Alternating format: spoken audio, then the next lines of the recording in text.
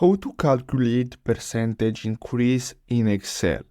So as you can see here, I have these two cells. So let's say you want to increase this cell by 10% and this one the same way.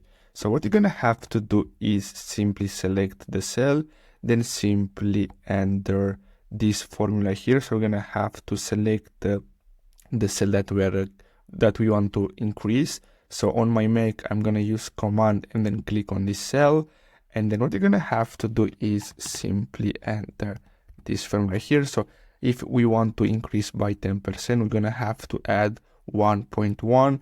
If we want to increase by 20%, 1.2. If we want to increase by 200%, we're going to have to multiply this by 2 and so on. So it's very simple. So we're going to use this to multiply by 10%. And as you can see here, now there is another formula that you can use, which is this one here. So equal, then we're going to have to select the cell.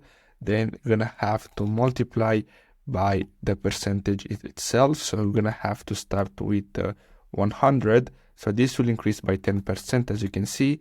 So this is the easiest way to calculate percentage increase in Excel.